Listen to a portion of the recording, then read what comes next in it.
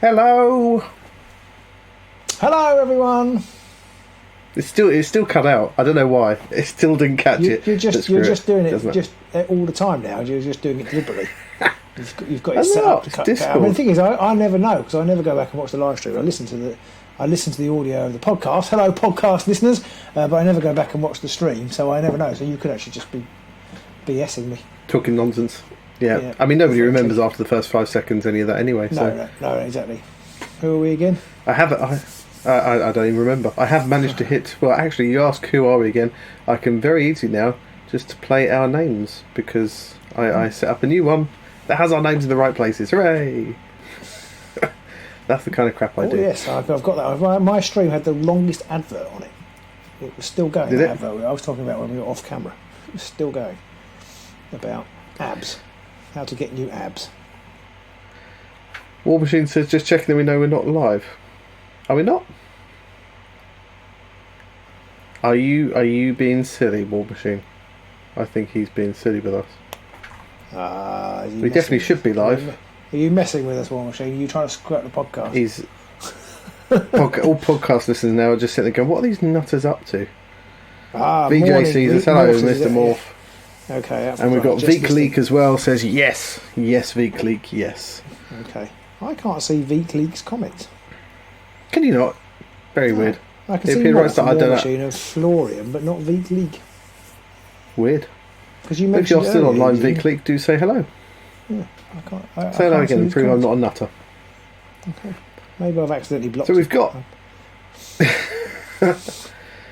So yeah, we are live again, and welcome to the show. Whether you're watching us live or whether you're listening on the podcast later, welcome one and all. And we have possibly quite a relevant subject this evening. I think it's always a relevant subject actually, but I think in light of what previous relevant, not irrelevant. Okay. Particularly relevant at most times, but even more so at the minute, and especially after I watched a little bit of Andy from Blackjack broadcast yesterday, and he was talking about how current events could be changing the look of the landscape of gaming forever. So yeah, we'll come on to that in a little while, but we've got a few other little bits and bobs first, but not too much this evening. Before we get to our main topic tonight, which is stuff addiction, we're going to do a little rundown of our fortnight in gaming world. I've been mainly obsessed with getting over COVID, or the family getting over COVID, and going back to school. So my gaming news and knowledge is pretty slim on the last couple of weeks. Yep, same here. Not so much with the COVID side, but the getting back to school bit. But I think this week I have mostly been fixated on Kill Team. So I finally put the models together. Okay. And our viewers at home can see this, but our podcasters can't. But you probably saw a picture on Facebook if you follow us. I have put all of the things into spiral bound binders now. Wow, they're all binded up. Spiral bound, yes. This is basically the only reason we get these things, so we can cut the books up and put them in spiral bound. We never play them, but yes, that's one of the most exciting things about playing games, isn't it? That you can spiral bind things.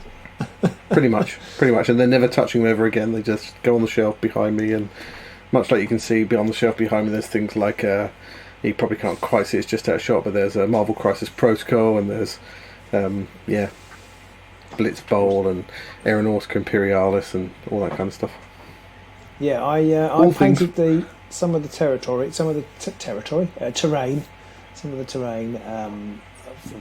Kill Team. I haven't got back to it yet. I've only done one piece, and I want to get back to it and do some more. But I've been painting up the gore chosen for our game this week, which GW have sent us. I can't say any more about them at the moment, but they did send them us, and we're looking forward to playing those. So we'll play those on Thursday night, but we won't be able to see it till Saturday morning. But then next week we're going to play, because we've also got the new Rivals deck. We're going to play that live. I think on Tuesday. Are you even meant to mention that yet? Are we allowed to mention the new Rivals deck? Well, they've announced it. So I don't know. I can't remember these days. I saw something that said they'd announced it. So because I hadn't seen very much about it, yeah, they had announced it. So we're playing with the Rivals deck. I hope I haven't screwed anything up there, but I'm pretty sure I haven't. So that's what we've got coming up. We've also got this War of the Ring card game we're playing live this Thursday. the day after tomorrow. Today's the Tuesday day after tomorrow. for those listening in podcast world. We're recording this on Tuesday. It's not going to be quite as good as the film, but the film, no. The video of us, no, probably not. But it's a fun game. Looking forward to it. I haven't played it 2-player yet, so it'll be interesting playing that live for the first time. I've played it 4-player with my kids. My kids really like it. We're talking about this more on the live stream, but my kids really like it, and actually it's really got them into the Lord of the Rings. And then we followed that up with the Rings of Power. So we're actually my son said to me today, in fact he said it twice today, "Oh, I love the Lord of the Rings." I was like, "Oh, I've been waiting so long." You just wipe a tear from your eye. And when we say that they're not, we say we don't have favourites, but I do now. Well, yeah, I agree. I mean, I never said I had a favourite. Then my eldest played, oh God, that game I've got to bring back to you, the German one. Undaunted. Undaunted, yeah, we played some games of that. So. Oh yeah, did you enjoy it? Yeah, and he quite enjoys it too. So very hard to tell with. Go on. I was just going to say it's very hard to tell with young teenagers because you're like, are they enjoying it? Are they just doing it because, they think it's something I want them to be doing? And I don't know, but he seemed to, so hopefully he did. Is he getting we're probably going to buy it. Stalingrad one for Christmas now? Yeah, he hasn't asked for it, but he's getting it. Yeah, exactly. Yeah. I think he'd quite like that actually, and especially the Battle for Britain one as well. Definitely looking forward to both of those. Sadly, that'll have to be his birthday because that's not out till the spring next year. But yeah. I'm assuming he hasn't got a birthday in October. But anyway, that's besides the way. That's by the way. I'll tell you who has got a birthday in October, and that is us. We will be X years old. We will be X years old soon. We'll have to do a little X years old video. I'm saying X because I can't remember. I think we'll be 7, won't we? I think it's either 6 or 7. It's 6 or 7. I can't remember. That's what happens. You get old. You can't remember how old you are. Yeah. Yeah. And YouTube channel years are like dog years, so there's like 7. So we're well into middle age now, I think. Wow. It's actually how old I am. It's 7. Yeah. There you go. So there you go. That's exciting. We've got some comments in the chat already. Morph says he didn't see me and Andy's chat. I didn't post anything, Morph. I was just listening a little bit in the background just to see what his theory was and what was going to break things, and I'll mention it a bit later on when we come on to that bit. But I didn't have time to actually comment at all.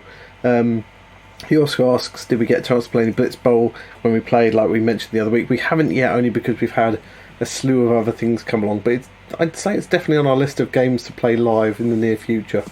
After Bladeborn and Fireteam, I think that's going to be one of the next logical, sort of quick to play sort of GW games.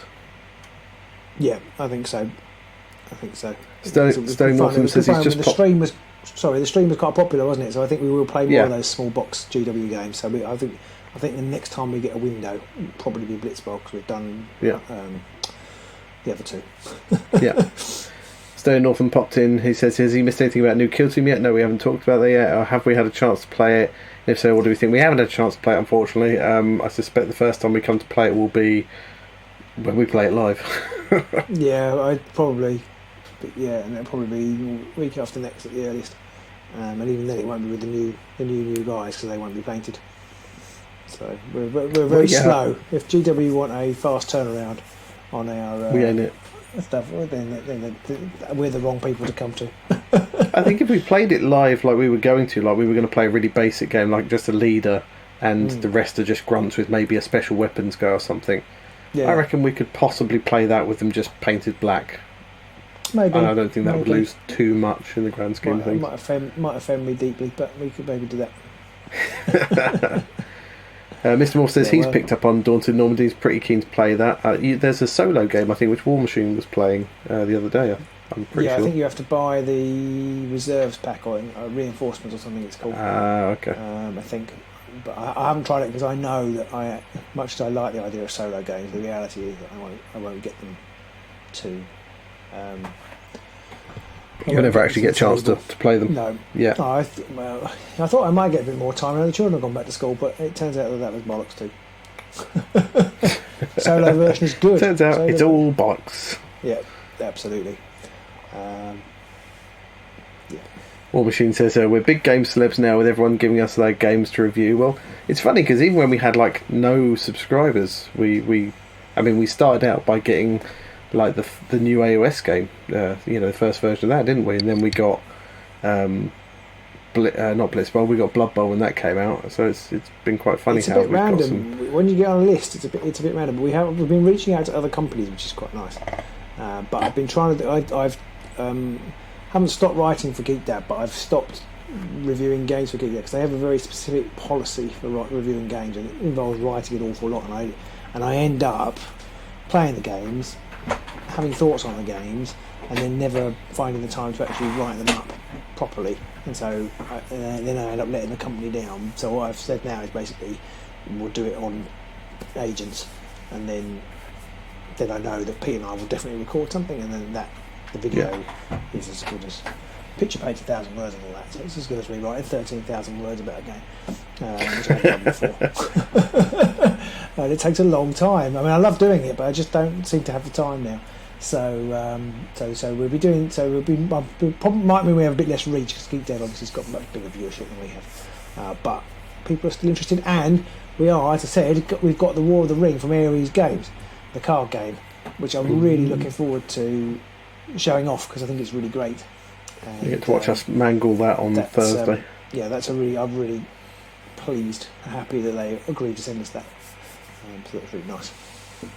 I do think that almost every game, and I know GW are never going to do this, but I think every game out there should come up with like a set of solo rules, like a basic AI. Like Black Fortress was a great example of that, and I think Curse City as well, because you can play those solo. You just control all the heroes.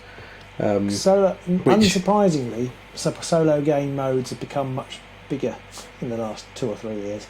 Yeah. So that when you look at the review, I've got Tabletop Gaming Magazine next to me here. When you look at the reviews of new games, most of them, not most of them, but a higher percentage of them are for 1 to 4 players now.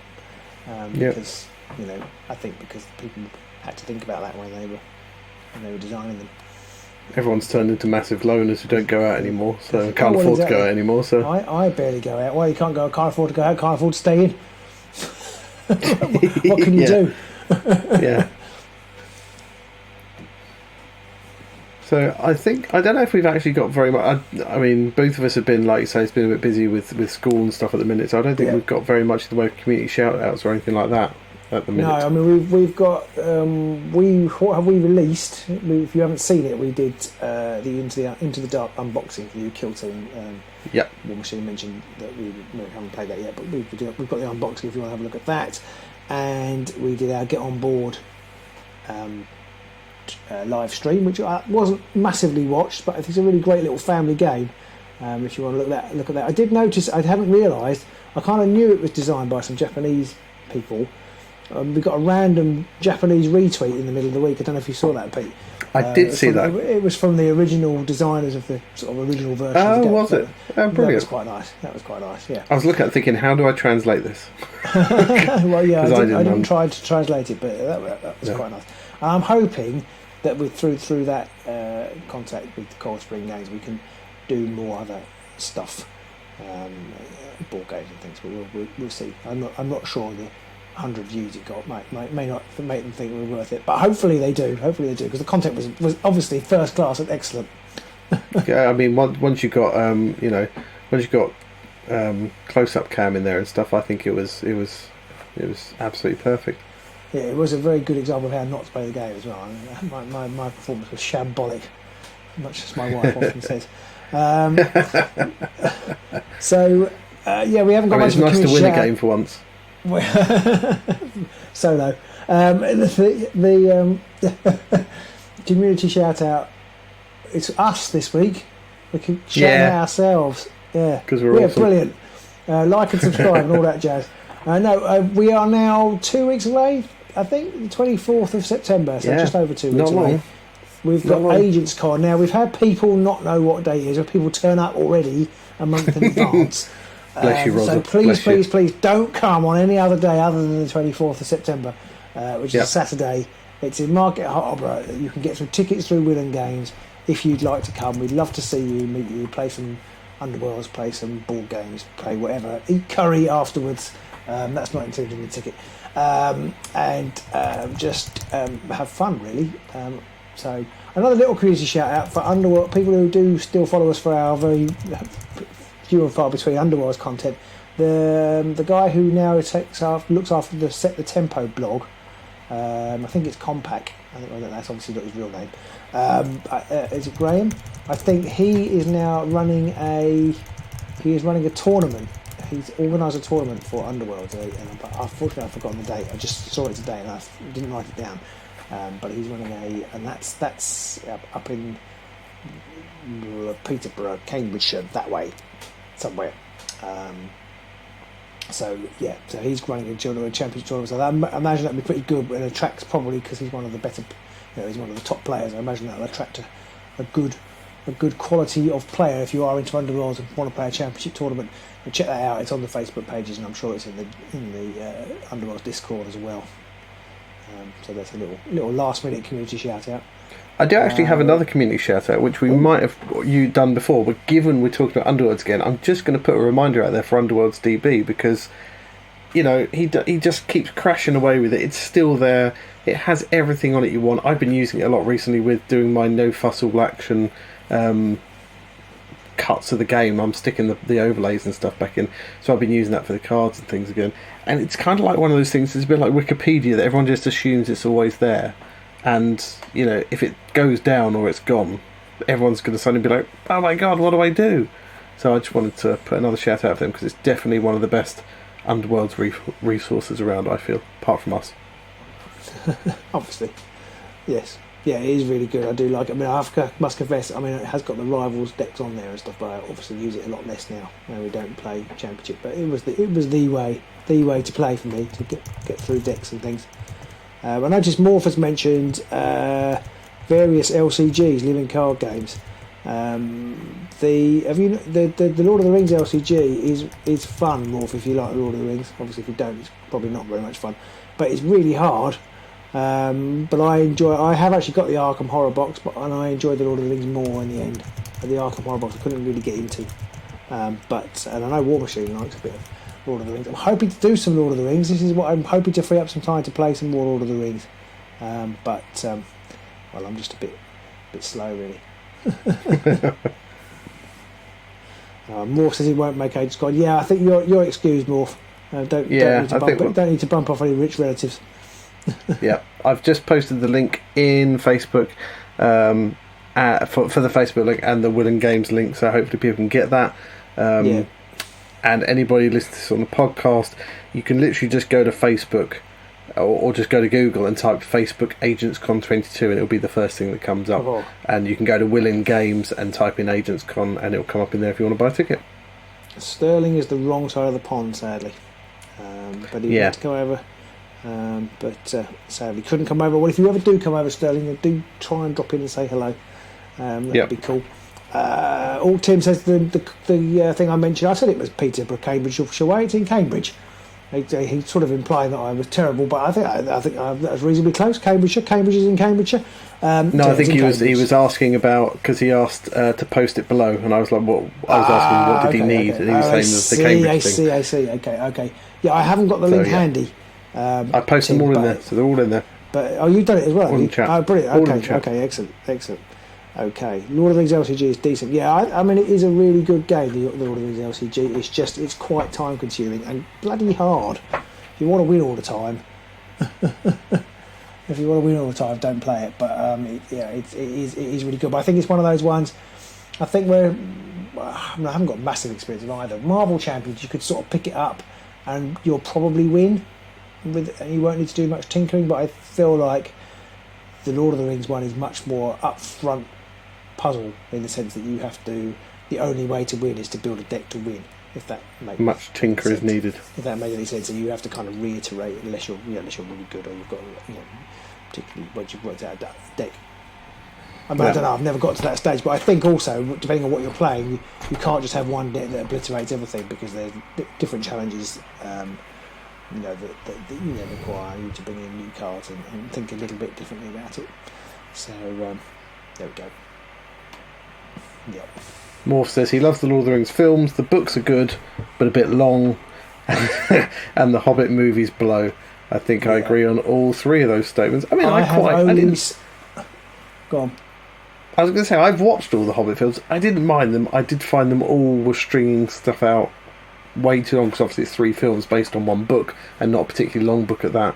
So I did feel like they were a bit overdone. It could have been at most 2 films, but really it should have been 1 film. I have only seen the first film, and it just made me so sad. I've not watched the other 2. I've not watched the other 2. I just couldn't bring myself to do it. and of course there is the Rings of Power, which I watched. I wasn't particularly interested in, but I've watched, and they were okay too. I mean, I definitely get a feel when you're watching those that you're watching movie grade stuff. It's definitely absolute top quality sort of effects and visuals and attention to detail and all that kind of stuff. But I mean, it should for the amount of money they've spent on it. Yeah, my family are enjoying it, which is nice. So I said, well, this Friday, this is what we're watching on telly, and they all sat and watched the second episode the next day. So they're enjoying it, which is good. And I have my reservations, but I'm also, I've tried to avoid any of the pre-publicity, and I don't watch too many of the trailers. I came with as few preconceptions as possible, and it doesn't stink by any stretch of the imagination. There's some things I'm a bit unsure about, and some things that I really quite like about it. What is interesting is I've heard sort of snippets of things that they don't have the rights for. So effectively they only have the rights for everything that's in the Lord of the Rings and the appendices of the Lord of the Rings, and they don't actually have any rights to anything in the Silmarillion. Even though. Okay. So somebody was telling me that, my brother-in-law, he was telling me that basically you don't hear. Galadriel only refers to him as her brother. She doesn't say Finrod, because they're not allowed to use Finrod because he's not in the Lord of the Rings.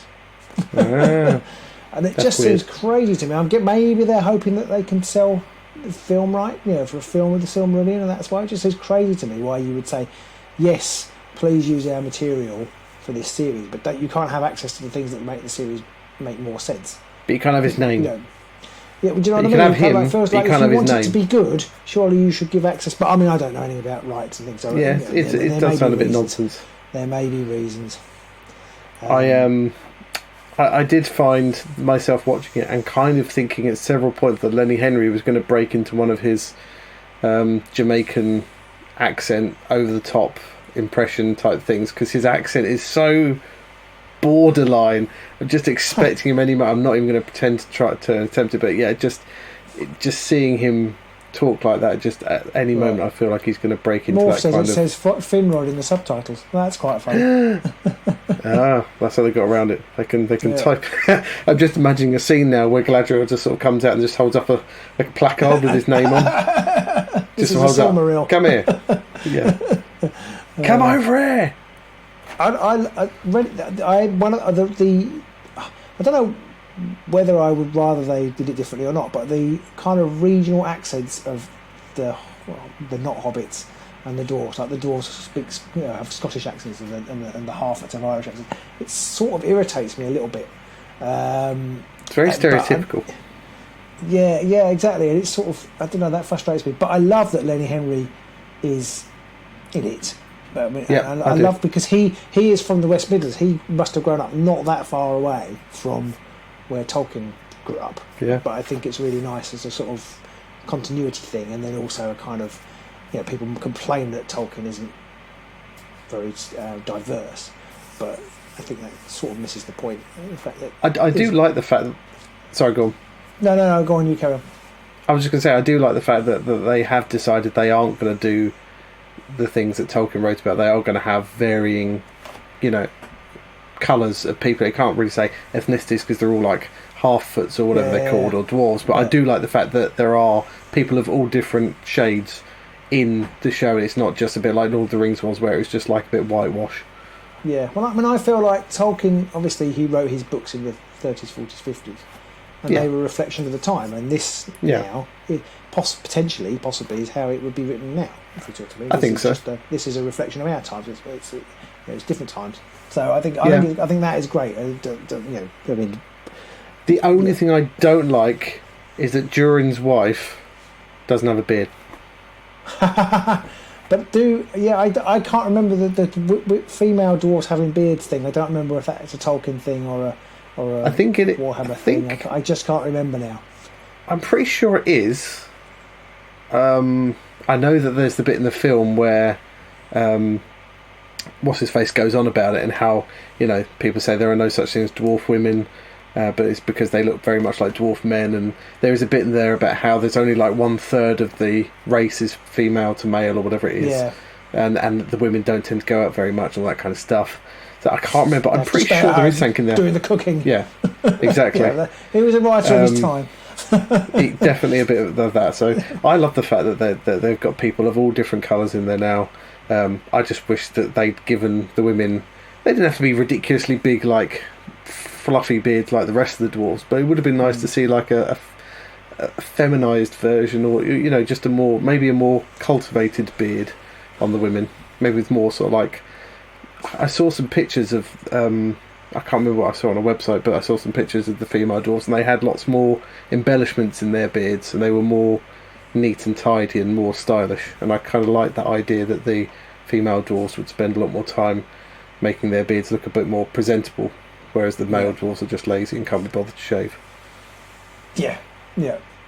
I'm not sure that I should go down this avenue live without thinking about it, but I will. I saw some random comments about people moaning about it being also, inclusive of LGBT and the rest of the spectrum, alphabet. But I don't notice anything in that. So either it was very subtle and I didn't notice it, or the people moaning about it haven't actually watched it, because I don't think there's any. I think we haven't got any. There haven't really been any relationships really at all of any sort.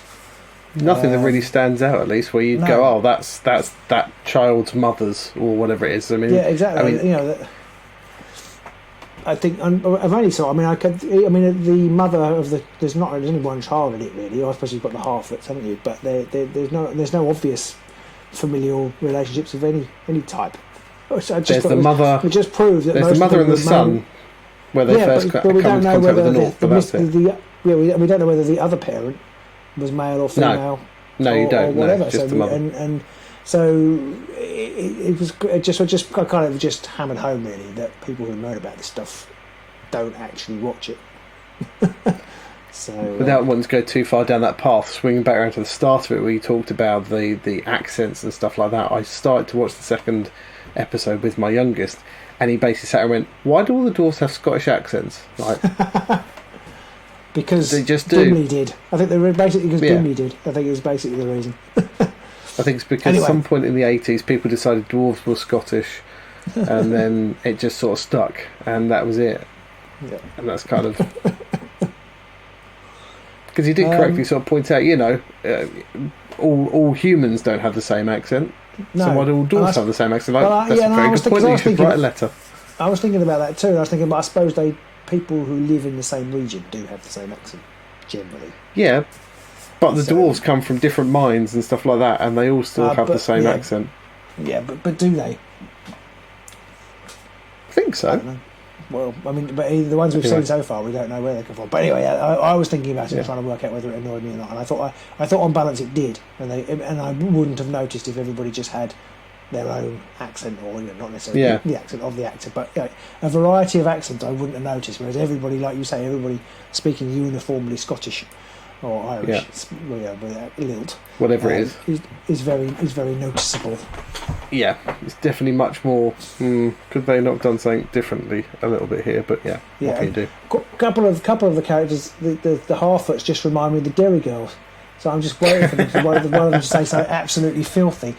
Are you waiting for Mrs. Brown's boys to turn up? Oh, don't even. No, don't. Let's not go there. So going back to games that we normally talk about. Yes, we've gone off topic a little bit. Yeah, there isn't much. I haven't got much news. GW, other than Into the Dark, which obviously we've covered separately elsewhere. I did quite like the new Escher model they revealed. Was that this week? I think they revealed the new Escher model. It's pretty smart. Yeah. Bruce said, "Do you what sort of accents?" Like, yes. Yeah. Bruce asked what sort of accent do the hobbits have? Sort of Irish? Sort of. So, yeah. Although Lenny Henry's very wildly veers between Irish and almost Jamaican. I'm convinced he's going to do it at some point. But that's how they should have spoken. Oh dear. I may have said this on a live stream before. I actually was in a production of The Hobbit at Sarehole Mill, which is where Tolkien grew up in Sarehole, and that's where that's supposed to be Ted Sanderman's mill. So that was a pretty cool thing to do back in the day. I enjoyed that. Morph says he was sad that Dairy Girls ended. Yes, Morph, it was absolutely brilliant. I love that. So anyway, back to releases. So there's not much. Vaguely back on track. I've got Rings of Power starting on Amazon on the agenda. I think we've probably covered that. I haven't noticed much else. And then so that would actually take us up to Pete.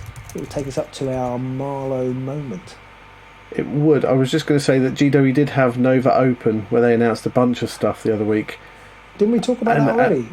I don't think we did. Okay, that's my bad then. I thought we covered that last time. I've obviously been less busy. I think so anyway.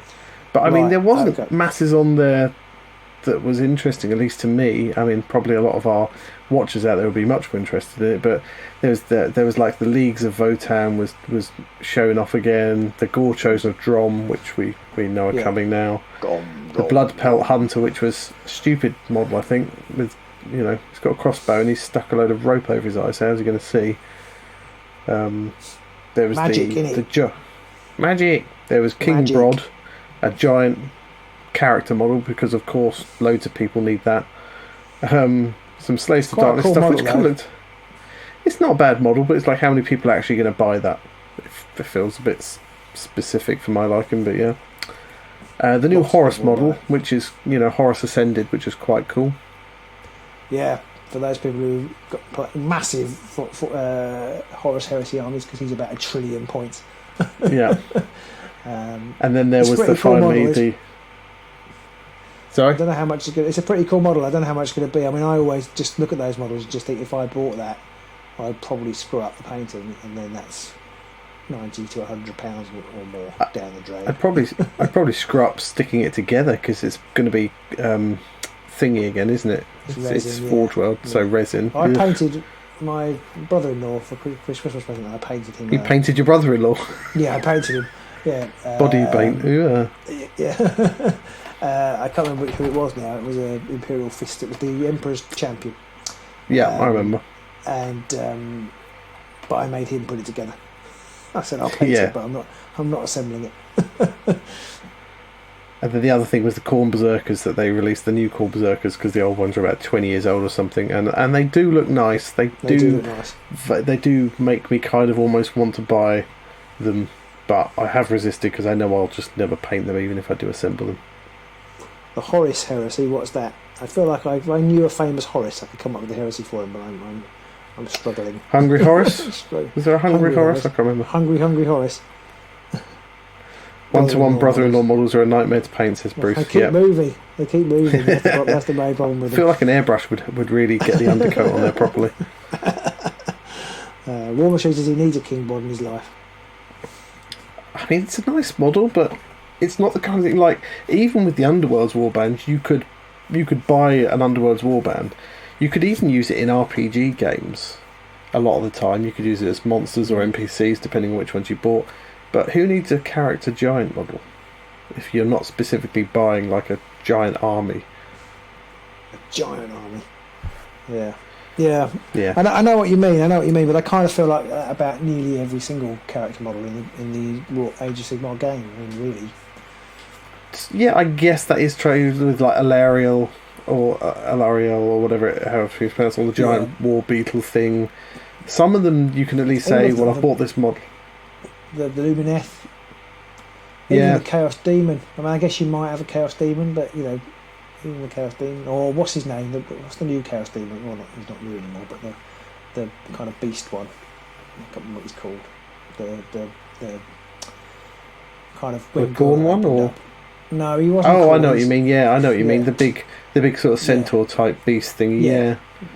So I mean, some of them. Yeah, some of them you could use them either as like the special characters. Like I remember back when the Orc Brutes first came out, and there was the one on the Wyvern, and you could assemble it one of two different ways. It could either be a special character, or it could be just a regular Orc war boss and a Wyvern. But you could just make it as the regular Orc war boss and say it's a special character if you wanted. So you had some reusability there, because you might want a boss and a Wyvern, but you might not want to have a special character. But yeah, a lot of them now it's just like, you're not going to use this for anything. Like the Nagash model, I love that model, but you know, you're only going to use it as Nagash. It's not going to be anything else. No, him more so than the others. Because I guess like the new giant model, you could just use it as a giant. Yeah, I guess you could with King Brod at least. Yeah. I guess the Ariel model and the Beetle. That's not going to be too many. That can't be too many other things. No, Lord Croak. That's another fantastic model. Lord Croak is a lovely model, but again, I mean, you could use him as a Slan, but it's a bit over the top as a regular Slan. A regular Slan, a Slan. Slan just... Is he regular Slan, really? Slan are just so... I mean, they're so old now. I mean, you know, they've been around since Warhammer has. And they just seem so outdated. Yet they've kind of, you know, they're clinging on by their little sucky hands. To the game, which is great. I'm not complaining. I feel like they're ones that GW could have really leaned into more and made their own, given their own look to. A bit like with Skaven, and they seem to have kind of given up with Skaven as well. It's like, when did they last have a big release of stuff? But they're one of GW's like biggest iconic races, I think, that isn't just that's just, you know, French knights, or that's just, you know, German foot soldiers, or whatever it is. You say just French knights? You don't mean that, do you? You mean that is the best and most cool army there's ever been and ever will be. Something like that. That's what you mean. But you could take the Bretonnian Knights and you could put them into what was that one you bought the other week? That book. The Lion Rampant. Yeah. So you could put them into that. You absolutely could, and that makes them even better. I know it doesn't make them even better from GW point of view, but it makes them. And I've got like an entire load of got a box full of Bretonnian Knights in there. Oh, have you? Because Ed was trying to get hold of some, so we should when we go to Agents Con. I should take them to Agents Con. Yeah, definitely. Yeah, he was looking at some on Facebook and not Facebook, eBay, and. They went for silly money, so maybe we should just say no. We should, if you've got some, then it would certainly like one or two. I should take some. That's by the by. That's like a conversation that didn't need to be had on a live chat. But you have for why you should join us on Patreon, because we might just send you free models. It's true. Might send you free stuff. Going to bring a load of the Underworld's warbands along to Agents Con, so that if there's warbands people haven't got in there, they're welcome to them. And also, I'll be bringing my binder. Our binder machine, so that if anybody's got any rule books they want to bind whilst they're sitting around after a game, it'll be there.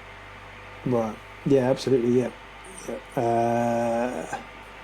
Morph was talking about somebody I have heard of, though I did say to Pete I thought he played for Aston Villa, but I think that was Tony Morley actually, Pete. But he was talking about spouting some great reset conspiracy horseshit. So yes, we definitely avoid conspiracy theories on this stream. So there may only be 15 of you watching. What's the great? I feel like I might regret looking into it, but I might have to look into that. Russell Brand. I came across it because somebody was talking about Russell Brand, and he's been talking about it. And he was showing basically why do we think Russell Brand's into this, and on his YouTube channel, a bit like us, only on a factor of 10. He got like a couple of 100,000 views on most of his videos, and the ones he did about the Great Reset, he had a couple of million. So it's some. I haven't really looked much into that, but it's some conspiracy type thing. I think it was originally espoused by an economist. I think it has roots in some sort of genuine, not science, but economic thought. But I think now it's taken on a life of its own. I don't know too much about it, so we probably shouldn't talk about it on here at all, because it's gone sort of like the same way as there's no such thing as birds. They're all robots now. Well, I think so. I don't know enough about it. But there is. I'll look it up after this, just to see how much it hurts my brain. People look it up after this, and then we'll never do a podcast again because it'll be sucked in. Sucked in by. I do enjoy laughing. I do enjoy laughing at all the different conspiracy theories, like there's no such thing as real birds. There's obviously the classics like chemtrails and the Illuminati, and the more crazy ones recently going on and stuff. So yeah, it's always funny to read up on the latest ones. Conspiracy craziness. We have drifted, Pete, and we are running out. We've got 2 minutes to do the Marlowe moment. How can you fire us up the Marlowe moment? 1 second, here comes the Marlowe moment.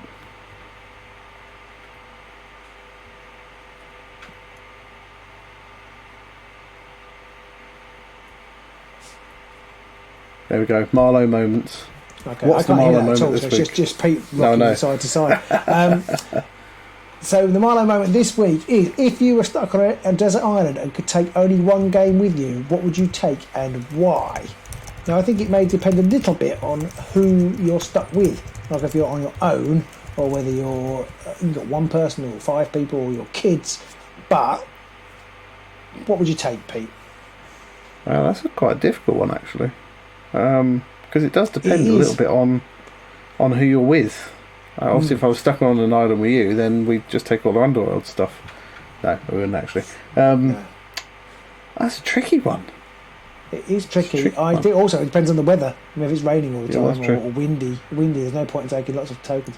I would take 7 Wonders at the moment. The not the Architects one that you've bought, but the full game. Assuming there were a group of us. Because it's really easy to play, and each game is different, and you can't really get good at it. I think that's what I would take. There you go. I think I would possibly take. I think I'd probably take either a game. If I could take it with with all the extra bits I'd either take something like Fire Team with the other teams in it, so you could play something like that, or maybe it would be something a bit more like Battle Masters, really, something that was a bit more sort of all in one, lots of different ways to play it, kind of thing. I don't know, maybe something like that. I would also take a life-size version of Captain Sonar, so I could use the submarine to get off the island. Well, I would take battleships. Sorry? Battleships. Sail off on the frigate. Well, I would take a life-size version of I can't remember her name now. I was just going to say some female actress's name, but I couldn't remember the one. But anyway, someone attractive and female. Your wife? Yes, definitely That's one. What you were going to say. In case she ever watches or listens back. Oh God, she's behind me, isn't she? Yes, definitely my wife. Brilliant. Right, well that takes us neatly, well it doesn't really, but it takes us on to the main focus topic of the evening, which is stuff. And there's an article in this month's issue of Tabletop Gaming Magazine, which podcast viewers can't see, but I've really got into this magazine because I've been more into board games in the last few months. I've got really into this magazine now, and I read it avidly and check out all the reviews, and then reading spending a fortune. Reading will never catch on. I love it. I love reading, and you're wrong for not. Anyway, this article is an article by a guy called Ben Maddox, and I tried to find him on Twitter so I could tell him that we were talking about it tonight. And I did find a board gaming guy who was called Ben Maddox, but I couldn't quite work out it was the same guy, and I was too shy to include the wrong guy in the tweet, so I didn't in the end. You should have just gone for it. I mean, what are the chances? What are the chances? I know. He just looked a bit, high level. Dodgy? Dodgy. No, not dodgy. You could have just really missed the opportunity for him to retweet it to billions of his fans and say, check these two out tonight. He didn't have that many fans. So it's the Cardboard Manifesto. They have an article each month. But this month is called No More Components, Please. And I just thought I'll read out the first paragraph because it struck a chord with me, and I looked at my house and the weight of stuff that's underneath. You look behind you. Or behind me, or the Lego. It's a dangerous proclivity. It's a proclivity bordering on a habit. It's a habit bordering on a dependency. It's a dependency bordering on a catastrophic addiction. An addiction that will consume us all in fire. An addiction that will drown us in the sea. Stuff. That is the opening paragraph of this article. Now, my wife has a thing. When anything new arrives in the house, board games and things, she just goes, you have to throw something out. Stuff like that. Yeah, exactly. She doesn't even look. We don't look what's in it, because that's the problem with reviewing stuff, is you do get said stuff. And then he goes on to say, modern day economics seeks to atomise us. That way, purveyors of useless tack can leverage our despair into fooling us. The way to save our problems is to fill up every available space in our homes with stuff. Not things that carry utilitarian or sentimental value, but stuff. Stuff that will moulder away at the bottom of a drawer.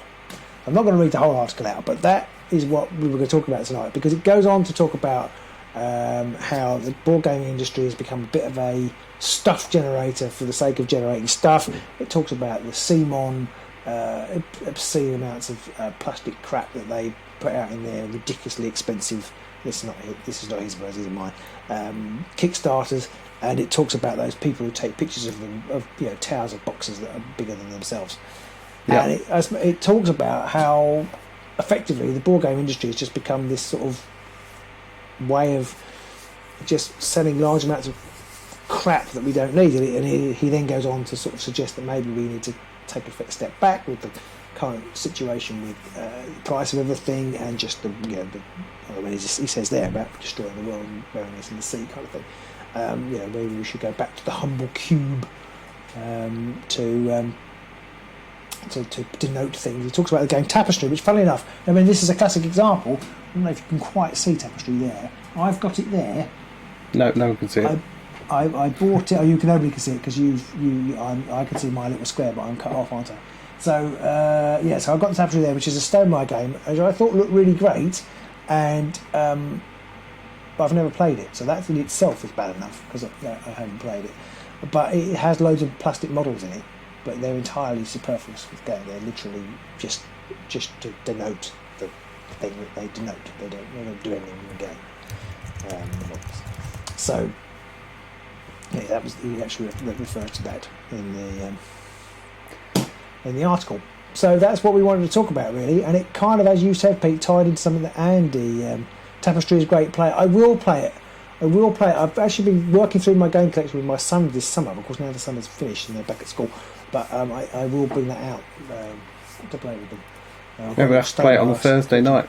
Play it live one night. Yeah, we should do. I think it's quite complex. I might need to practice first.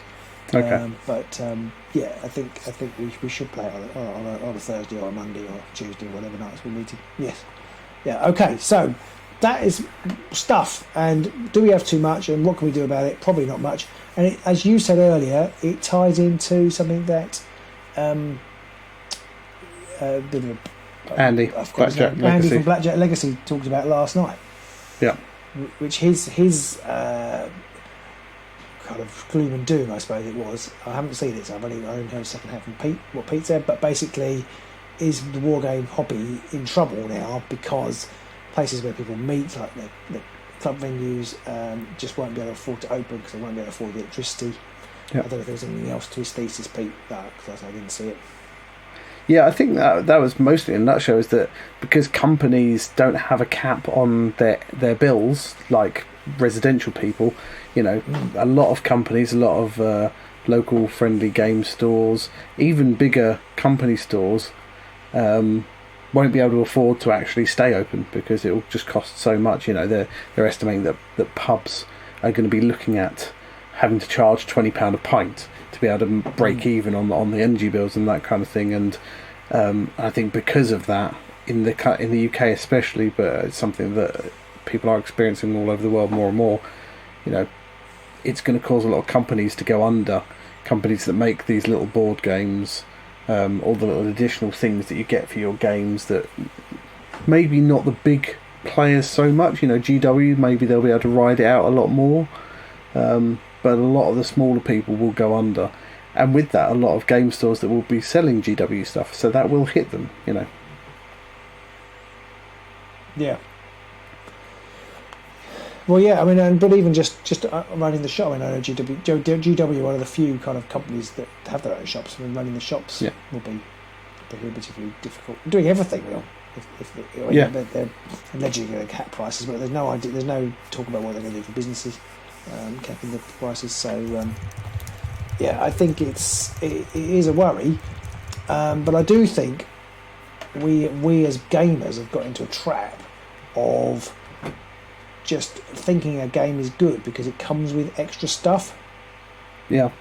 You know what I mean? Like, I think that's a Kickstarter issue, or you can get all this extra great looking stuff if you sign up to the full Kickstarter, whatever. I know there's a lot of people who are listening to giving up on Kickstarters, and I think that's partly why, because you end up just buying a mountain of stuff you don't need, and not only that, you end up buying a mountain of stuff that you don't see for a very long time, and by the time it comes, you actually want it even less.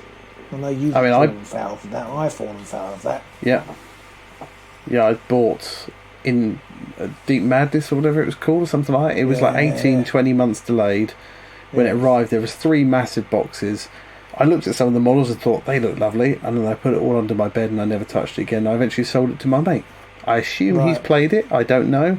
I never actually asked him because I immediately forgot about it, because it was like I had so little connection to it because it took so long to arrive. I'd stopped caring about it by then, and I think one of the reasons why I bought it was, I can use some of these in my Nurgle army, which we'd stopped playing in the interim period whilst I was waiting for it. So that's the other thing, isn't it? I mean, everything moves so fast, and this is the thing I'm really bad at. I get into something and I get stuff literally, and then the next thing comes out and I look at that and I want that, and I think I was saying we should perhaps do a future podcast about this, but it's kind of the same thing really, and that is I've already got good games on my shelves that I don't play, like Tapestry perhaps, and rather than buying another thing, maybe I should go back and play what's already there. So is there already the best game that I'm ever going to play? Do I already own it? Rather than always chasing the next really good thing. And you see that, and then you get this fear of missing out thing. So there's a game called Arc Nova which is going mad at the moment, which I've never played or even seen. And I thought, I should get that, but I've no need to get it. I don't know anything about it. It's just because I keep hearing people saying it's quite good, and it might be brilliant. It might be the best game there's ever been, but I don't need it because I've already got all these games that I don't need. And similarly, I think, Pete, you did sign up for the Warhammer Plus miniature this year, and I was thinking, when I started seeing people who got them, I was like, maybe I should get that. I don't want it. I don't want it, but seeing people have it and it's kind of got a slight exclusivity to it immediately made me want it. And that's another thing that companies do. They play on our fear of missing out. I mean, it's quite funny because I was really keen to get the Warhammer Plus miniature this year. The Assassin. Last year I was really keen to get it, but actually by the time it had come round, I was almost like, it's come and I've put it on the side, and I would like to paint it, but actually timing wise, I know that I probably won't get around to it, and that's partly why I didn't bother signing up this year, because I thought I'll never. There was the game we played that had the cards with the community cards and the little hex board. I can't remember what that was called. It had the little standees on it. It had a computer game version. I can't remember what it was called now. The Ascension game. Yes. You mean, so, I remember when we played that. I said, I just need some little plastic figurines, but really, no, because it would make the storage of it like 3 times bigger, and we wouldn't paint most of them or really need them anyway. So it doesn't need that whatsoever. But it's just that immediate thing. You just think, could you just do some plastic models? Just set it off nicely. No, it doesn't need it. Yeah, and that's one of the good things about Moonstone, that you can, in theory, print out the standees and play with it, which is really nice. I guess they're a small company, so they kind of almost have to do that to try and pull people in. But could you imagine GW? I mean, you couldn't play full Warhammer, but there's no reason why you couldn't play Fireteam with cardboard standees, or Bladeboard with cardboard standees, and the game wouldn't be any worse. I mean, obviously you'd miss out on the hobby side of it. Even like Blitzbolt. Your boat. Yeah. But if you're not into that, I mean, the original Blood Bowl, I think, was standees, wasn't it? It was standees initially. And anything that's on a board doesn't need plastic components really at all, other than to make it look sparkly. No. And it's a shame. There was going to be that game.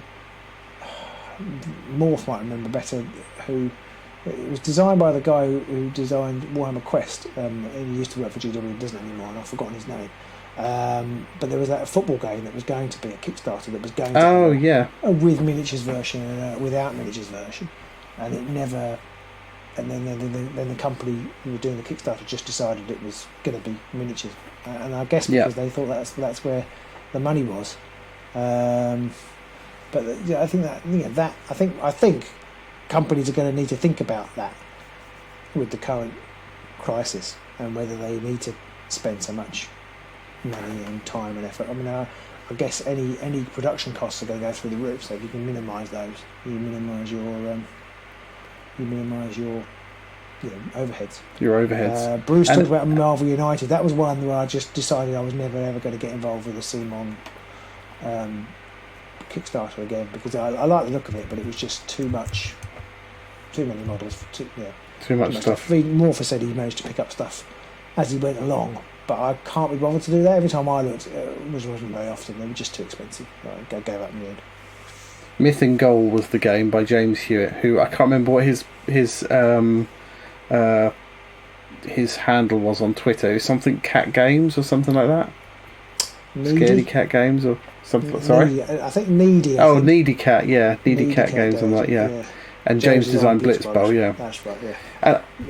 It's funny because it's a conditioning I think that we've all had, whether it was from GW originally, because they were probably one of the original worst offenders of this kind of thing, and I think that article mentions Games Workshop specifically, and then goes on to mention that CMON and CMON are one of the others that have prolificated that as well. But everybody's jumping on the bandwagon these days, and everybody's doing it. But GW, like one of the originals, that having the plastic model does look nice, but for many of us, I think, very rarely do people buy some models and paint some models and then play with those models for months or years. I mean, you're lucky most of the time if those models even get put together. It's insanely brilliant if you actually paint them all, and it's almost unheard of to play more than like a couple of games with them as well. Yeah, and I think I've mentioned this before. I think I mention it every week.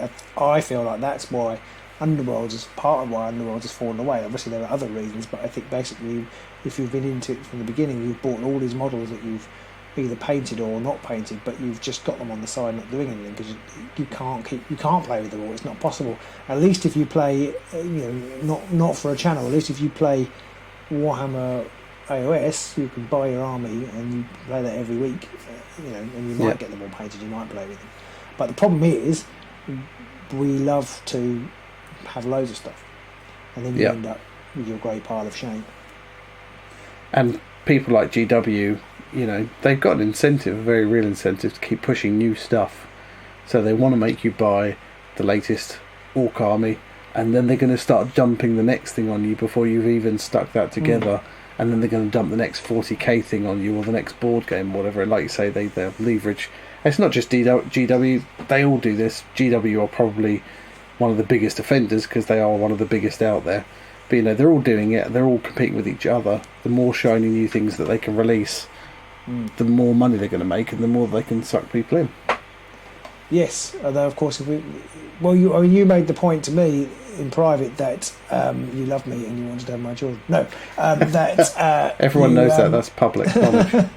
That you might have predicted that GW will struggle to make money during lockdown, but actually they made record profits during that time. Obviously, there was a specific reason why. Lots of people were at home exploring hobbies and things, and that doesn't allow for that. But there should have, in theory, have been less money slushing about, and I think there's even less now. But will they just carry on as a juggernaut? Will the big boys just carry on while the small guys fall to the wayside, or will the smaller guys be better because they can adapt a little bit more? It's easy to adapt if you've got a small game with some small miniatures, you can very quickly, like the Moonstone guys have, make cardboard standees, and people can still enjoy your games. But GW can't do that. They can't suddenly start producing cardboard standees for everything they make, nor would they want to. No, I think there's a difference as well between when it's better. I'm using better in air quotes as well, because what is better? But I think there's a difference as well between Underworlds, not Underworlds. Just I was looking at Underworlds in the background there, and it's just made me just stuck that underwear. No, sorry. It's the difference as well between when you're playing something socially with other people.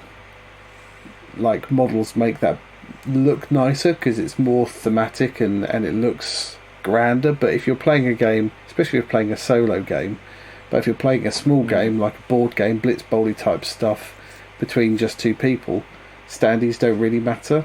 It doesn't matter if you've got standees because it's not really, it's a bit like, not quite chess, but it's like old fashioned board games where you'd have little coloured tokens and things.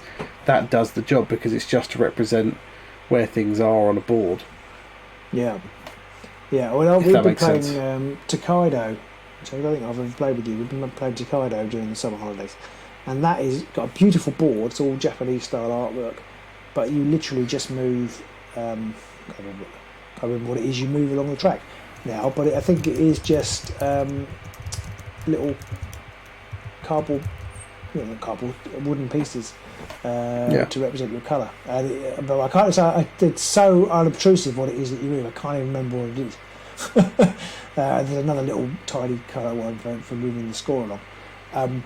But it's beautiful to look at, but it doesn't get in the way. It's not over-engineered now. And there probably already is, actually. There's probably a deluxe edition. This is the other thing it talks about in the article, is that we have this new thing is having deluxe editions of games with masses of components and really expensive luxury components, which again seems to me like a total misunderstanding of what a board game is really. Yeah. I mean, maybe we'll have more board games for larger amounts of people, because actually getting around and going around somebody's house and all standing in their living room will warm it up. Maybe the pubs will be survived because we'll actually all want to go to the pub, so we don't have to heat our own houses. I assume that's kind of why they were so big before TV, because you used to go around for social times. But maybe we'll keep the lots of bodies in a place, keep somewhere warm, doesn't it? So maybe places will be more sociable, but I'm not sure they will. No, and I think one of the things that Andy was saying as well is that quite often when people have to make cutbacks, obviously they're going to put money aside for bills and food and all the necessities, but people might be more likely to not go to the pub or things like that. They might be more likely to spend that money on their hobby because they know they haven't got, they're not going to be going out, they're not going to be going on holiday or whatever, so they're going, well, you know what, I'm going to spend what little money I have on my hobby because I will paint. We lie to ourselves. I will paint this. I will put it together. I will play with it, and I can get hundreds of hours of fun out of buying my GW army or whatever. Whereas if I go to the cinema, I only get a couple of hours worth of entertainment there. So value for money is definitely here, but it's not because you probably won't even put it together. No, cinemas feel like they're in trouble, but that's a whole different conversation. I mean, enough problem as it is. But they waste vast amounts of electricity. Yeah. I mean, they're freezing cold. It's a massive, great screen. Yeah. It's Onitama. People are talking about Onitama. I don't think I've ever heard of Onitama. I'm going to have to look that up now. What sort of game is it? If you can briefly describe it, I'm going to look that up afterwards. Andrew Marlowe's here, just in time. You are. Hello, Mr. Marlowe. You have Mr. Marlowe moment though, where we learned that Pete would take something like Fire Team to a desert island, and I would take Seven Wonders. Sorry you missed that. You'll have to go back and listen tomorrow.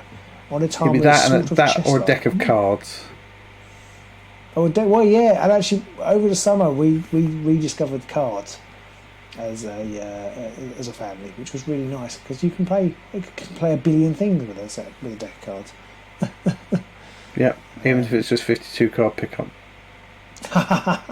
Fair enough. My son today he said, "Oh, I've learnt a new game. It's really good." And I just looked at him and went, "It's not 52 car pickup, is it?" And my other son said, "How'd you play that?" I was like, it was so tempting. It was so tempting to throw the cards on the floor, but I resisted. Yeah, only time was sort of like chess, but not as obnoxious as chess. Interesting. I'm gonna tell you that. But is it only a 2-player game?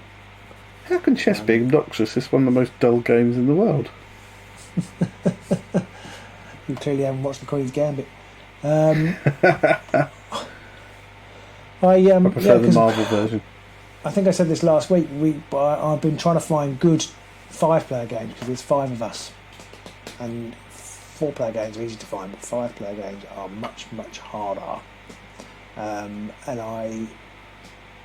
But I can recommend, if anybody's played it, it's quite good fun. It's called Space Base, and it doesn't have much stuff. It doesn't have much. It's cards. I don't think it would make a good channel game, unfortunately, unless there were lots of us. But it's good fun. It's Space Base. It's a 2-player game on a timer. I've got a feeling now I've said that I have seen it and I've just forgotten what it's called, because I did see a chess-like game for 2 players.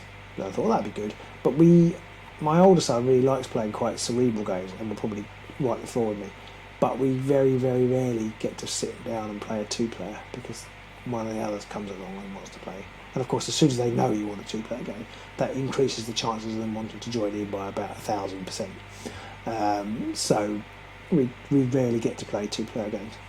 Oh, Bobby Humphrey's in. Hello, Bobby. I don't think I've ever seen you comment before. Hello, Bobby. Yes, welcome aboard. Sterling's glad that his wife isn't watching this right now. She'd be agreeing with us completely, or with you completely. So she doesn't think you'll ever put together said, "I don't think you'll ever put together in paying 1/10 of your stuff." Yeah, I think that's very true. Our friends from Nude XYZ, our dating site, are in the house. Pete, you squash them, please. Done. Clearly, that's a good way of. They've got too much stuff going on, too much junk, maybe.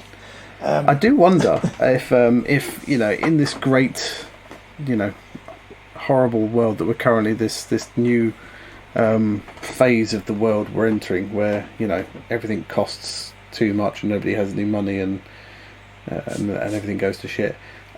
I wonder how many people are going to sit there and go, "Well, I'm glad I've got a massive mountain of grey stuff I can start painting now. I've got loads." Yeah, I mean, there's 2 things. One is the secondary market ought to be going up, because on the second-hand market, because people will be selling it in order to eat. Pay the heating. Pay the heating. Yeah. So that's one thing. But also, yes, people might actually get through their backlog because they don't need to buy anything. Bobby Humphrey says he won't let himself buy anything until he's finished painting what he has. That is, everybody tells himself that, and I'm amazed. Yeah. Not amazed. I take my hat off to you if you can be disciplined enough not to do that. I mean, we get sent stuff, loads of stuff, and then loads of stuff, but we get sent stuff which doesn't help because that is constantly diverting our attention from one thing to another. I mean, you can see on the shelf behind me with Underworlds and Aeronautic Imperialis and MCP. Although we bought all our own MCP stuff, we didn't get sent any of that. But there's just so many different things that we think, this will be the thing that will be our channel's focus, and then a month later there's something else. I wonder how many people would actually end up selling their grey plastic mountain just because when they come to actually putting it together, they realise, I never really wanted this in the first place. Yeah. I mean, I've got a load of Moonstone models, which I do want, and that we will play. But I bought them, and they're half painted. But then and then the various other things that we've been sent to review have come in, and I haven't been able to get to them. And every time I think, I'm nearly cleared the backlog, something else arrives, which is a lovely position to be in. So it sounds a bit like I'm moaning about that, and I'm not at all, because I really want to paint the Kill Team models, and I really want to paint the scenery, but I can't do that and paint the Moonstone. No. Yeah. That's, and it's a bit unrelated, but I think that's how GW try and corner the market a bit, in that they bury YouTubers under free stuff that they spend their lives trying to get around to, and then they don't have time to cover anybody else's stuff. It's part of it. Yeah, it could be. Certainly a first world problem. It's not a bad one to have, but yeah. Massive first world problem. So I try not to buy too much stuff, but I get very captivated by stuff, and I guess that is the modern capitalist marketing stuff that works. I get really into the Lord of the Rings card game, buy a load of things. And very good. I think all of us are very good at convincing ourselves. Paint with your feet, Robin, then you can paint all the things. I think I'm certainly very good at convincing myself that I will find time to play it. Because if I just sort of readjust my day a little bit, then I can free up a couple of hours each day to play the Marvel Champions LCG or the Lord of the Rings LCG. I can definitely do that easily. And the amount of times I must have told myself that, I don't know. I'm an idiot or gullible, one of the two. Bit of A, bit of B. Possibly probably both. It's a bit like every time GW bring out a new version of a game like Kill Team, like this one's going to be much more playable. The rules are going to be much better in this one, surely. No. Yeah. I was looking through some of the rules of the new Kill Team, and some of their close quarters fighting stuff is nonsense. Is it? Oh, good. I look forward to that then. It's like, we're just not going to use any of them. We're just going to be like, can I see that model? Well, there's sort of sank in the way. Right, they're in cover then. Yeah. Bruce says game mechanics are what intrigues him more than the components. Yeah, I mean, I'm a sucker for an interesting mechanic too, and I try now to not look at the components. But it can be very difficult to tell whether the mechanics are good or interesting until you've actually played them a few times as well, and that can fluctuate as well. You can play some games. I mean, you can play some games where you think, oh, this is really great, and then you find out actually it's very not great. It's the same every time, but then suddenly then you might unlock something else as you realise there's another way to play, kind of thing. But game mechanics can I mean, they are where it's at, really. I would much rather play a game with good mechanics than nice pieces. But sometimes it can be hard to see beyond the nice pieces. Yeah, I think quite often, and GW is a good example of this with things like Kill Team, the nice pieces make you just fixate on them. You're like, ooh. But actually, when you get down to crafting, the mechanics themselves suck, but it's too late. You've already bought this box with like 100 models in or whatever. You're like, I'm going to have to do something with this now. But I mean, it's even the games that have like Morph has just mentioned, Marvel Champions and Undaunted, they don't have any whizzy components. They're tokens and cards, but they're very nice tokens and cards. The artwork on the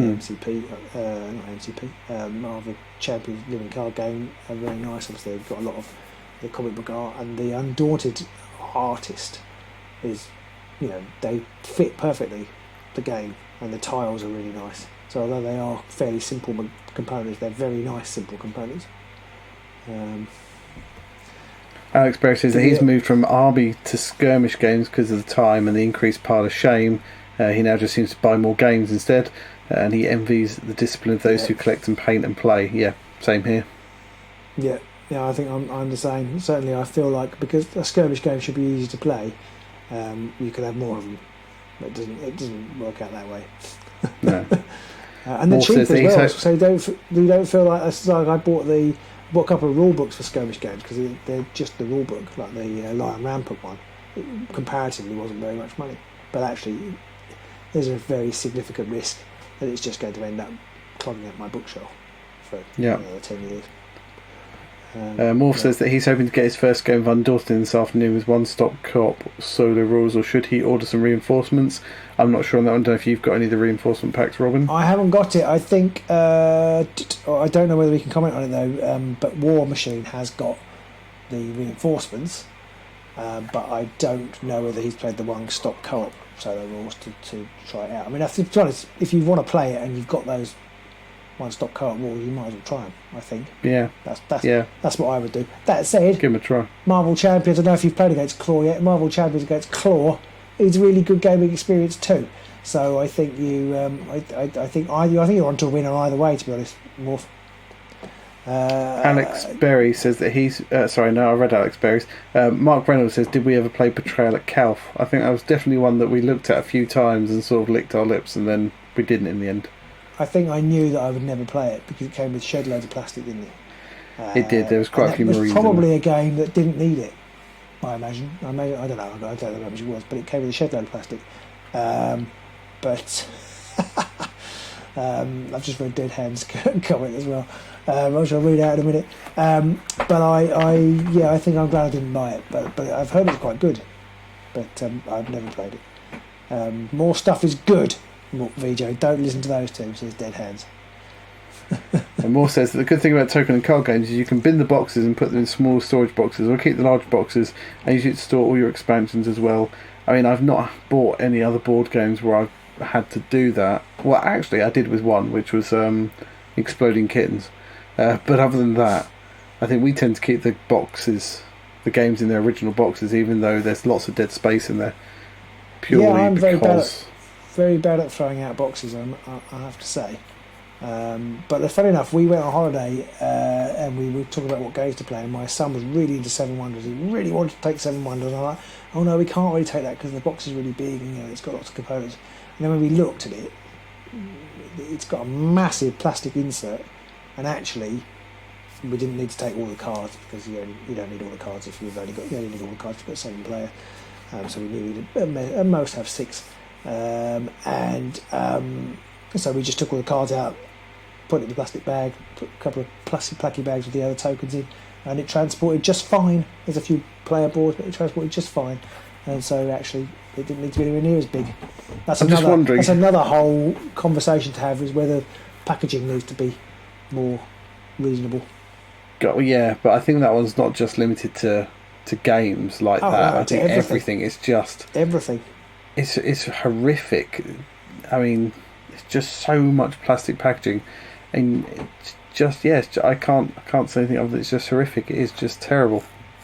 Yeah, the GW have done a little bit better. The Rivals decks come in cardboard rather than a plastic thing, which is quite nice. There's actually, funny enough, in this magazine there is a whole section on I've lost it now. Oh yeah, the top 10 of the best big games in small boxes. So that's another article in there. I'm not going to buy that magazine because I'll just end up buying tons of stuff. Sorry? Yeah, that is part of the problem with buying it. Yeah, it's a bit ironic, really, isn't it? There's a magazine with an article about us buying loads of stuff that advertises loads of stuff to buy.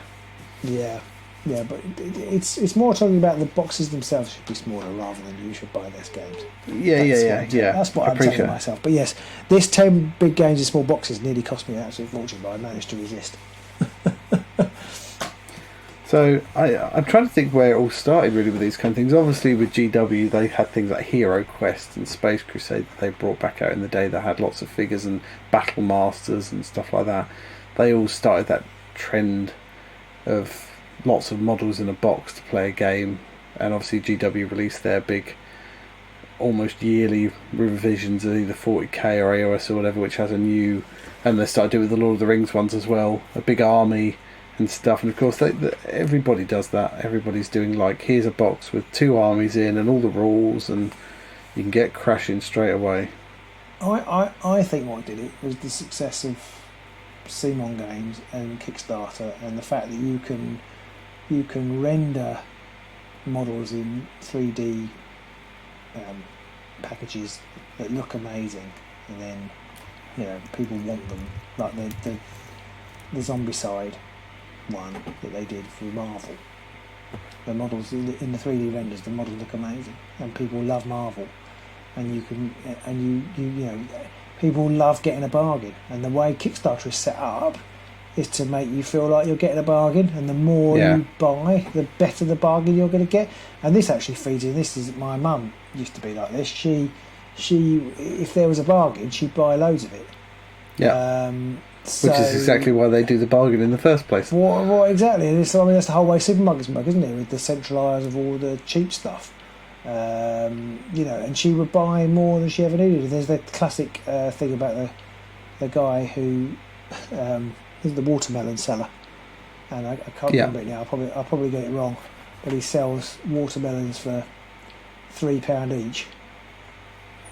£3 each, or 3 for a tenner. £3 each or 3 for a tenner. That's right. And lots of people were going in and buying 3 for £9, or buying them separately and paying £9 and thinking they were coming out on top. Which and then someone says, just so you're aware. Yeah.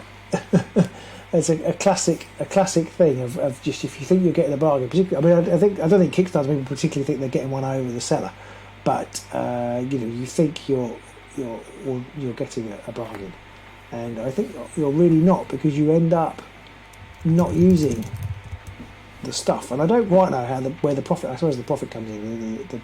All the profit margins are worked into the sale, and of course with the rising cost of things that may have come unstuck. But you might be getting a bargain. You might be getting £500 worth of plastic for £300, but you're probably only ever going to use £100 worth of it. If any, assuming it doesn't arrive and you don't just. There's a lot of people where definitely it is, if any, is definitely the case. I mean, I've tried to buy less Kickstarters because I know that I end up not playing with them. And I think that's the other problem with the Kickstarter, is that you can almost, like we kid ourselves that we can find time to paint stuff. You kid yourself that you can find time to play it, and you're even deferring the problem because you haven't got to find time to play it now.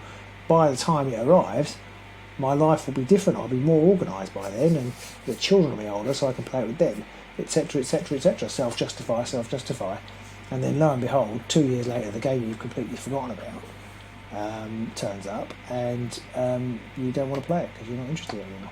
And you've already watched someone else play some playthroughs, and you've given up caring about it.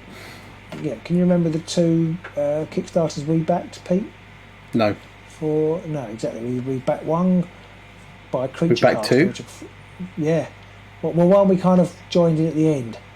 So we right. didn't much back it, as we just it was funded, and we got we went in on the basic kit after. Oh, okay. So there's one. I remember the Creature Caster one. Now you mentioned it, the hex-based sort of Underworld's equivalent type thing. And then one called Senjutsu, which is a Japanese sort of equivalent. I think in one of the gaming magazines it referred to as the Underworld. So we right. Basic level. But I mean, there are reasons why, obviously, but they're behind schedule. I don't think they're close to fulfilling. Who knows whether they're fulfilling? I mean, we might have gone home and not be doing the channel anymore by the time they arrive. So the Creature Caster one feels a bit like that. There was the other one we never did get in the end, but it was the Super Fantasy Brawl one. Yeah, that was another one which we did manage to dodge. People love that, but we've never. Yeah. Every now and then I see it, and I just think maybe I'll just get the base game or something like that. But I just, I think, and another thing I do is I think maybe if I get that will be the thing that my kids will be really interested in, and that will get me into gaming. And it's not. So. Yeah, I've come to the conclusion that my kids don't want to play miniatures games, so I'm not even trying with those anymore. But they do love the War of the Ring, the card game behind me there, which you can't really see. I wonder if it's because it's a card game, it's quicker to play, and therefore there's not as much upfront faff. Yeah, that could be it. I don't know what it is about that, because actually it's really quite complex. And it really. Well, again, we'll talk about this more in our chat. But it really invokes the books and the stories, I think, and it's a bit asymmetric as well. So, I mean, they've tended to play the bad guys. I think it's slightly easier to really feel the bad guys. I say that I haven't won yet, but it's. But it really captures how the books work, and they've never played those, but they love it, and I think the artwork is great. That helps. Funny enough, talking about stuff and what things look like. But there isn't a miniature in sight, but it's captured them.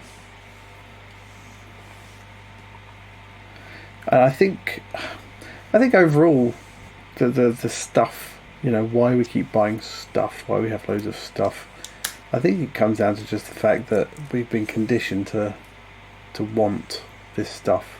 And if you have a game and all the pieces are little bits of wood shaped or coloured meeples or card, it always feels like there's something not quite there without that plastic 3D element to it. I think it's because we've just been conditioned with a lot of games now to feel like it needs that, but a lot of them really don't. Maybe. Yeah. I feel like I feel like my problem is different to that. I don't actually feel like I need the plastic, but I do feel like I do fall foul of the thing of thinking the next thing that I buy will be the next thing that I love and that I will play loads and things sound brilliant and I want to get part of that, and doing the channel as well. The amount of times I bought stuff and thinking it's going to be the thing that makes the channel go from tens of viewers to 20s, yeah, or hundreds of views. It's going to be the thing that propels. And I see things. And I think, oh, that looks amazing. People were going to love. Marvel Crisis Protocol. I know that is a miniatures game. I was sure that when we played that, people would watch it and that people would love it. And that clearly wasn't the case. So I think I'm a really bad judge of what people probably want to watch. But I convinced myself that this thing that I get, like I backed the Dice Throne game, because I was sure that we would play it on the channel and people would love to watch it. Now it's arrived. The kids enjoy it. Now it's arrived. I'm almost thinking, well, I don't even know if I want to play that on the channel. But I've got tired to play it on the channel. We should play it on the channel actually, because it's not a bad game and it's just come out. The Kickstarter's been fulfilled. It's just come out in the US at least, in the shops. So we probably ought to play it on the channel. It might be the thing that makes us really big, Pete. Yeah. I think we saw that with Moonstone. Moonstone, that'll be the next thing that makes it really big now. Aeronautica Imperialis, that's nice and quick and fun. Yeah, we need to follow up on that Moonstone though, because I think we did generate a few new viewers and things, and then we've kind of fell off because the summer holidays came. So in the autumn, we need to get back on the Moonstone trail, digging up some Moonstones.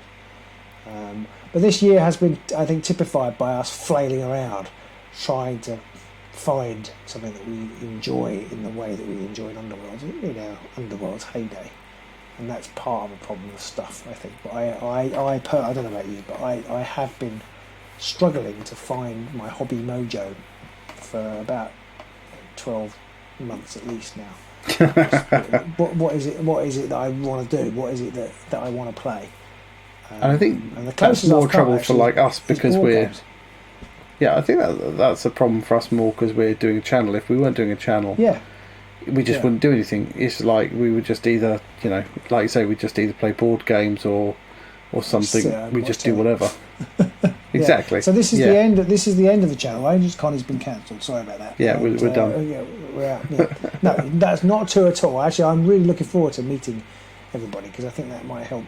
At least not kickstart my hobby mojo, but at least it's been quite a long. I still haven't seen that many people, even though COVID's kind of not over. But you just see the same small group of people that you. Yeah.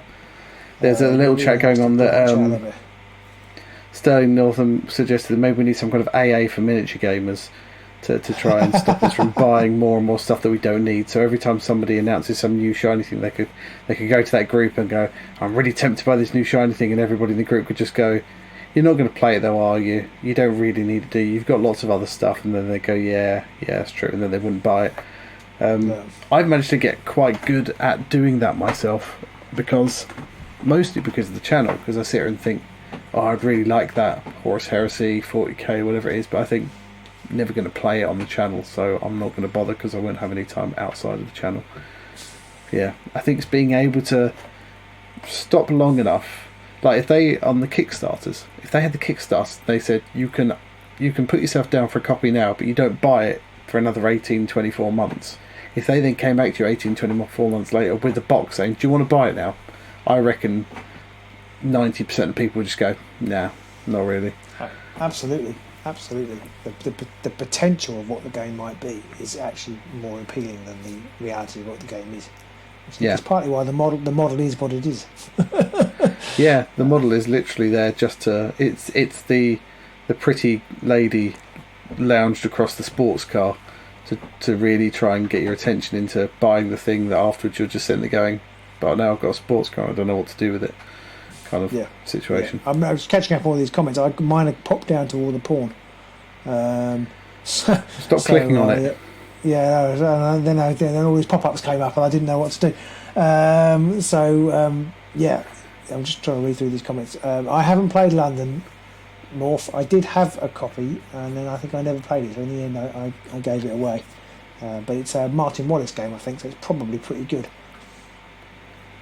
And Morph does point out that, like a lot of us, after a really crappy long day of dealing with kids or work or commuting or whatever else it is, just generally putting up with life in the general shite state that it is these days, you know, you quite often don't have that motivation to then want to go and play something either. So I think a lot of times looking at something and thinking, that looks exciting, I reckon I'd play that. You buy it, but then when you get it, you sit there and it has exactly the same level of excitement as all the other things you've got, and you just don't play that either. That is very much an issue. It's quite funny when we try, because we played a lot of games this summer holiday, but when we try and pick a game that we want to play, the four of us, my wife's normally working, but the four of us, we're like, we can never agree, because we never, like, somebody doesn't like that one or doesn't want to do that one, and I can't face trying to corral the kids for that one, and then we end up, oh, well, we'll just play this one that we always play, because we can't break out of our comfort zone. You always end up watching Friends reruns again. Yeah, basically, yeah. We're watching Modern Family at the moment, but it's essentially the same thing. Yeah. Yeah. We have hit 11 o'clock, so I think it isn't the end of our rambly streams.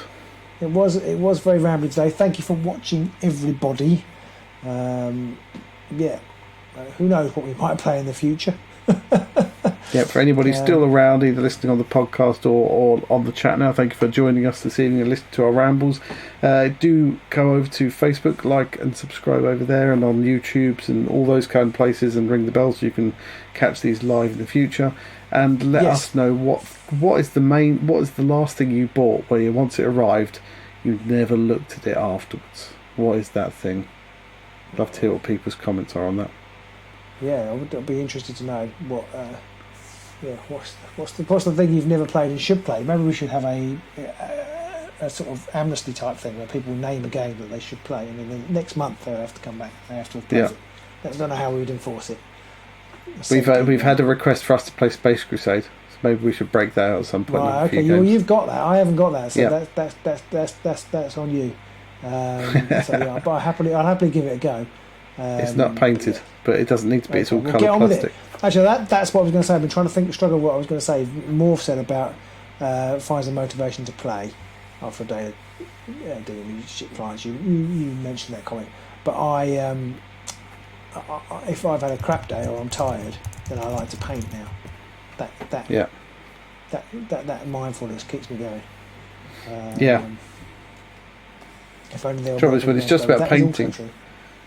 When it's just about painting, though, as well, it's that thing of you might want to paint one or two stormtroopers or one or two space marines or a couple of gene stealers or whatever it is, but you don't want to paint a whole freaking army of them. No, that's true. That's why Underworld is so good, isn't it? Yeah. In that respect, that was the draw of Underworld.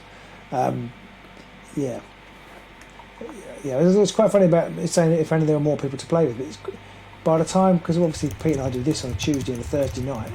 By the time I've done that, it almost feels like trying to fit in a third gaming session with people who aren't my children feels like it's too decadent. It's 3 nights of gaming out of 7 in a week. It just feels like it's just too decadent. Bobby Humphrey says the main reason he's looking forward to having children is some people he can force to play board games with him. It's not worth it. If they don't want to, it's not. It takes all the fun out of it. I have to say, I wouldn't necessarily. It's probably cheaper to pay hookers and get them to play with you. That's probably what I would say, and less. Yeah. It's probably less stressful as well to do it that way. There's a small chance of being arrested, I suppose. But ultimately, I have finally got there. But my oldest is nearly 17, and that's quite a long time to go. But we have had fun this summer, so possibly it's been worth it. It's only been 17 years in the making. Yeah. Well, okay, it's now nearly 10 past 11, so I think we should definitely stop there. We should definitely stop. Yeah, thank you for tuning in, and we'll see you in a couple of weeks' time. I don't think we've got a topic in mind for a couple of weeks' time, but hopefully something will land in our laps. Maybe it'll be about Agents Con, because it'll be the week of Agents Con, so yeah.